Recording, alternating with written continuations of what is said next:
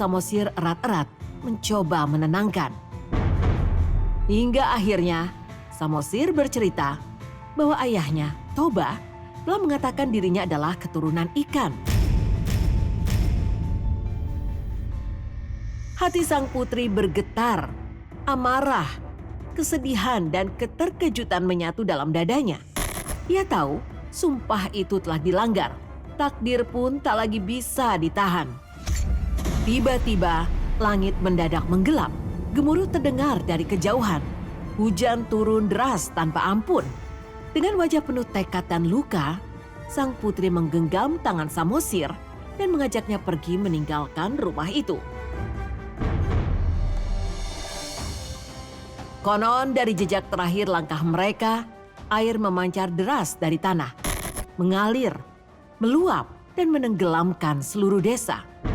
Sementara itu Toba yang masih berada di ladang tak sempat menyelamatkan diri. Air bah datang tiba-tiba, menelan sawah, rumah, dan tubuhnya dalam sekejap. Dari bencana itulah terbentuk genangan air yang begitu luas, menjelma menjadi sebuah danau raksasa. Di tengahnya muncul sebuah daratan yang kelak dikenal sebagai Pulau Samosir. Sementara danau itu sendiri dinamai Danau Toba, abadi sebagai pengingat bahwa janji yang dilanggar dapat mengubah cinta menjadi petaka.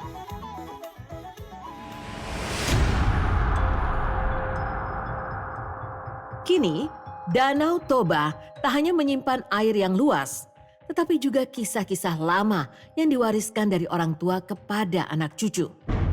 Tentang suara tangisan misterius, tentang penjaga gaib yang diyakini menjaga danau dari mereka yang sombong dan menantang alam.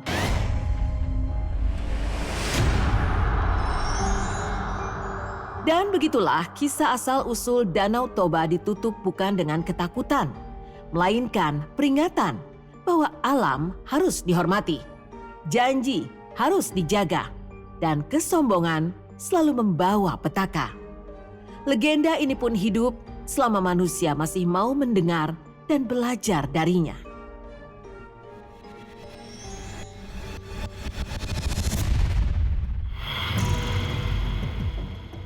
Menguak mitos tempat mencari wangsit di Gunung Lanang, Kulon Progo.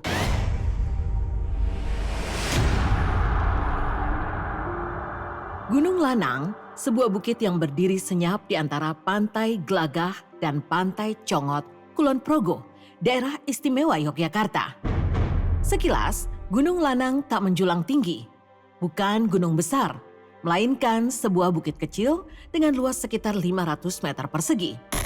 Namun, bukit ini dikepung pohon-pohon pesisir yang tinggi dan rapat, seakan membunyikan sesuatu di balik rimbunnya. Dalam kepercayaan Jawa, kata lanang tak sekedar berarti laki-laki. Lanang dimaknai sebagai simbol kekuatan batin, keteguhan jiwa, energi yang kokoh, hingga berkah kepemimpinan. Sebuah nama yang konon lahir dari jejak seorang bangsawan kerajaan Mataram kuno yang pernah memilih tempat ini sebagai ruang menyendiri, tempat bermeditasi dan menyatukan diri dengan keheningan. Siapa sangka, tempat yang kini dikenal sebagai objek wisata ini menyimpan cerita yang tak selalu diucapkan terang-terangan. Cerita tentang orang-orang yang datang bukan hanya untuk menikmati alam, melainkan dengan niat, tujuan, dan harapan tertentu. Sebagian warga meyakini Gunung Lanang bukan sekedar bukit di tepi laut, melainkan tempat di mana batas dunia nyata dan tak kasat mata terasa menipis.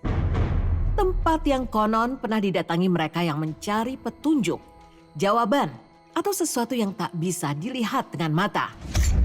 Lalu, apa yang sebenarnya tersembunyi di balik rimbunnya Gunung Lanang? Dan mengapa tempat ini kerap dikaitkan dengan wangsit dan hal-hal tak kasat mata? Di puncak Gunung Lanang terhampar sebuah pelataran yang dikenal dengan nama Astana Jingga atau Badra Loka Mandira. Sebuah nama yang dimaknai sebagai bangunan bata yang konon memancarkan keagungan dan wibawa. Nama ini bukanlah sekedar sebutan. Konon, bagi mereka yang datang dengan niat tirakat atau menyendiri, tempat ini dipercaya sebagai ruang harapan, tempat di mana doa-doa dipanjatkan dan berkah ditunggu dalam keheningan.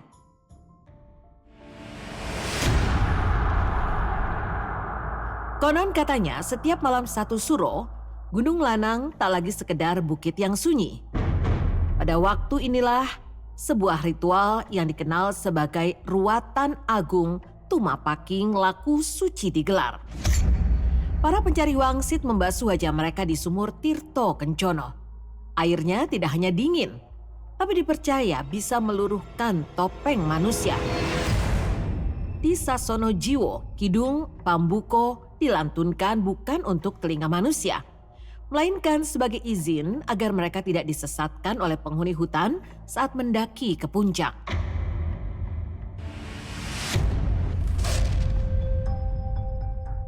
Setibanya di Sasana Sukma dan Sasana Indra hingga pelataran Astana Jingga, di tempat inilah mereka duduk dalam keheningan, menjalani semedi, menyerahkan diri sepenuhnya kepada Yang Maha Kuasa, tanpa kata, tanpa gerak, hanya keheningan yang berbicara.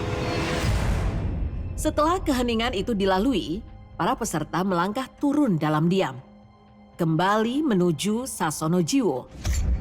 Di tempat ini, kidung penutup dilantunkan, bukan sekedar doa, melainkan ungkapan syukur atas prosesi batin yang telah dilewati. Dan saat fajar menyingsing, rangkaian itu belum sepenuhnya usai. Sebuah tradisi labuhan waktunya harus dijalankan berupa memotong rambut dan kuku.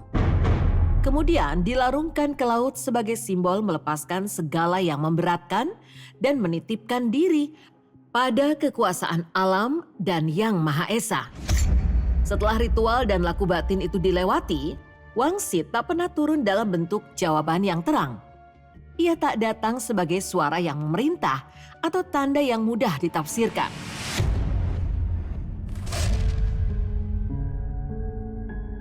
Wangsit hadir sebagai getaran batin, sebagai rasa gelisah yang tiba-tiba muncul, atau sebagai bayangan dalam mimpi yang terus mengikuti.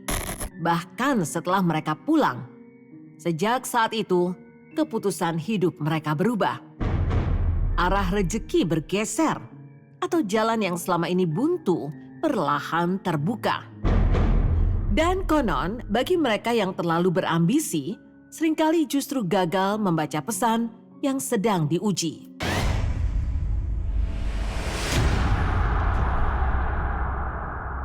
Konon katanya siapapun yang akan mengunjungi Gunung Lanang bukan sekedar untuk berjalan-jalan, melainkan dengan maksud dan tujuan tertentu. Tersimpan sejumlah pantangan yang secara turun-temurun dipercaya dan dipegang kuat. Di antaranya tak boleh melontarkan kata-kata kotor, tak boleh berucap sembrono, apalagi dengan nada merendahkan. Sebab setiap ucapan dipercaya memiliki gaungnya sendiri. Dan di tempat ini, kata-kata tak hanya didengar manusia, tapi juga oleh sesuatu yang tak kasat mata.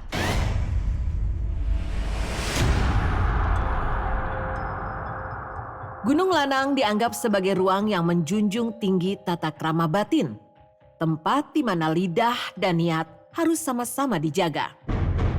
Tak hanya itu, mereka yang datang juga diingatkan untuk meninggalkan sikap sombong.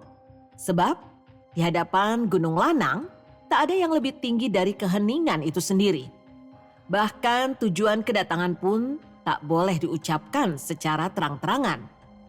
Niat cukup disimpan dalam hati, dibisikkan dalam doa, dan diserahkan dalam sunyi.